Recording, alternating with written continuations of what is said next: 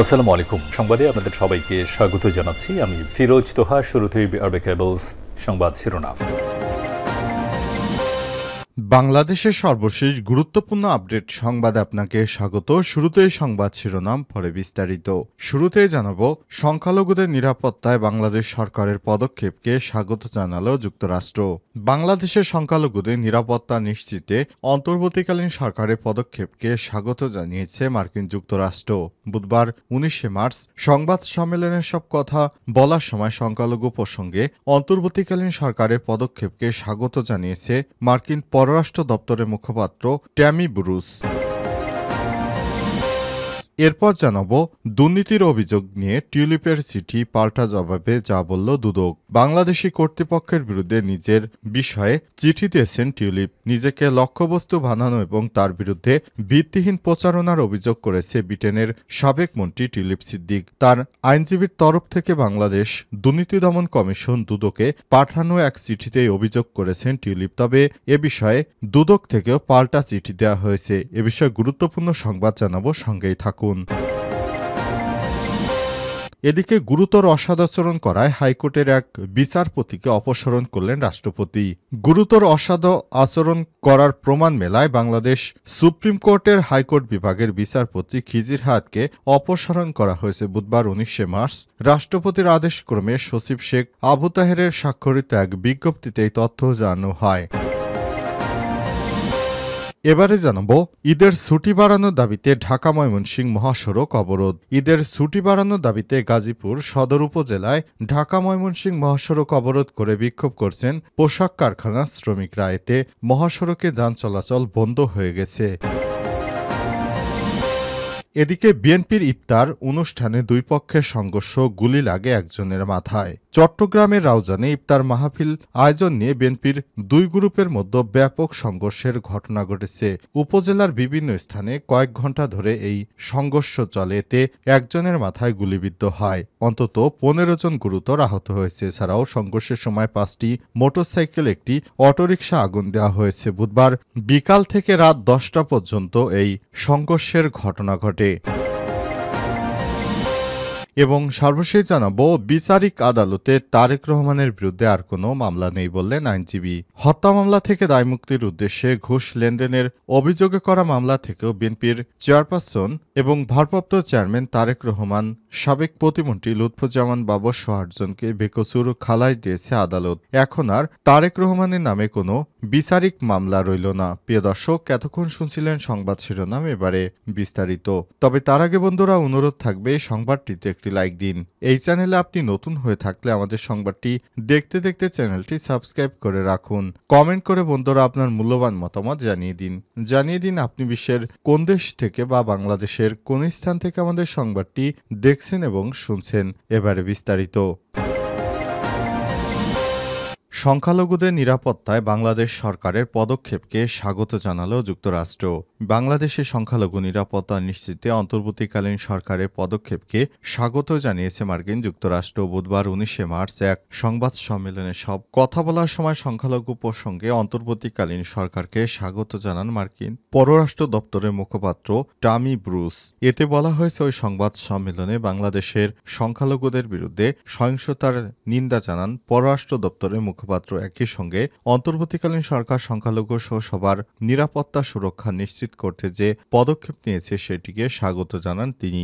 বাংলাদেশ সম্পর্কে যুক্তরাষ্ট্রের দ্বিতীয় গোয়েন্দা পরিচালক তুলসী গ্যাবার্ডের মন্তব্য সম্পর্কে জানতে চাওয়া হলে ব্রুস বলেছেন, এ ধরনের সহিংসতার ঘটনা কমাতে অন্তর্বর্তীকালীন সরকারের প্রচেষ্টাকে যুক্তরাষ্ট্র স্বাগত জানায়। এ সময় তিনি আরও বলেছেন, আমরা যে কোনো দেশে সংখ্যালঘু নিরাপত্তার প্রতি সহিংসতা বা অসহিষ্ণুতার ঘটনা নিন্দা জানাই। বাংলাদেশের সকলের নিরাপত্তা নিশ্চিত করার জন্য অন্তর্বর্তীকালীন সরকারের গৃহীত পদক্ষেপকে স্বাগত জানাই। এটাই আমরা পর্যবেক্ষণ করছি এবং প্রত্যাশাও করি, যা অব্যাহত থাকবে। এবং বাংলাদেশের অন্তর্বর্তীকালীন সরকার যে পদক্ষেপ গ্রহণ করেছে সেই পদক্ষেপ সবার জন্যই উপকৃত হবে।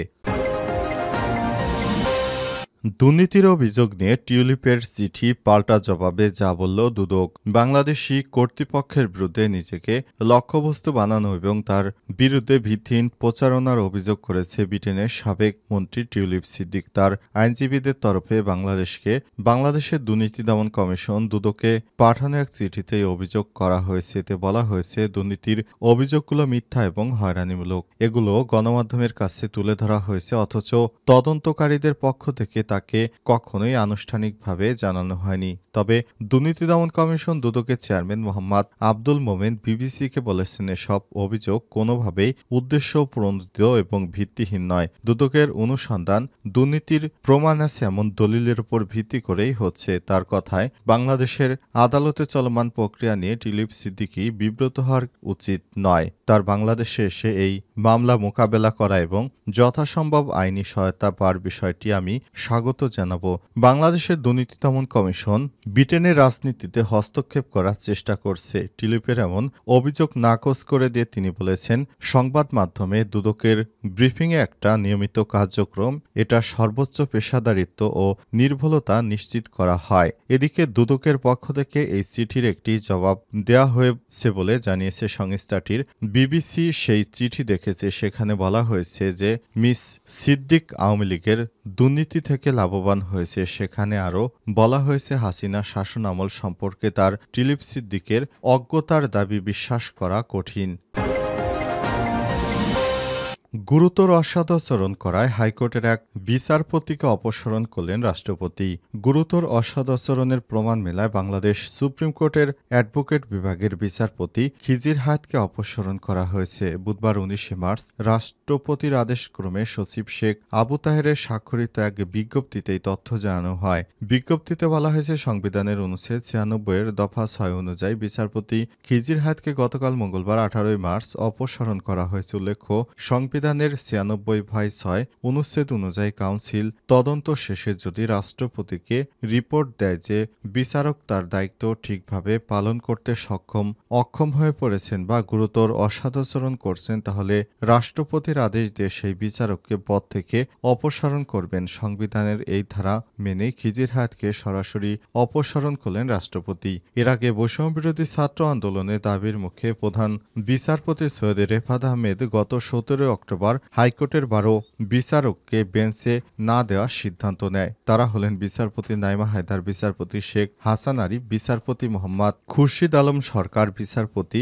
আশিস রঞ্জন দাস, বিচারপতি SM মনিরুজ্জামান, বিচারপতি খন্দকার দিলুরুজ্জামান, বিচারপতি শাহেদ নুরুদ্দিন, বিচারপতি মোহাম্মদ আক্তারুজ্জামান, বিচারপতি আতাউর রহমান খান, বিচারপতি খিজির হায়াত, বিচারপতি মোহাম্মদ আমিনুল ইসলাম ও বিচারপতি SM মাসুদ হোসেন। সেই তালিকায় ছিলেন বিচারপতি খিজির হায়াত। এর মধ্যে শাহেদ নুরুদ্দিন পদত্যাগ করেছেন। অস্থায়ী থেকে স্থায়ী হতে না পারায় বিচারপতি পদে আর নেই বিচারপতি মোহাম্মদ আমিনুল ইসলাম ও বিচারপতি SM মাসুদ হোসেন দোলন। 1967 সালের 24 জানুয়ারি জন্ম নেওয়া খিজির হায়াত ঢাকা বিশ্ববিদ্যালয় থেকে শিক্ষা জীবন সম্পন্ন করে 1997 সালে 6 আগস্ট ঢাকা জেলা জজ কোর্টে এবং 2001 সালে 9 ফেব্রুয়ারি হাইকোর্ট বিভাগের আইনজীবী হিসেবে অন্তর্ভুক্ত হন। 2018 সালের 31 মে হাইকোর্ট বিভাগের অতিরিক্ত বিচারপতি হিসেবে নিয়োগ পান।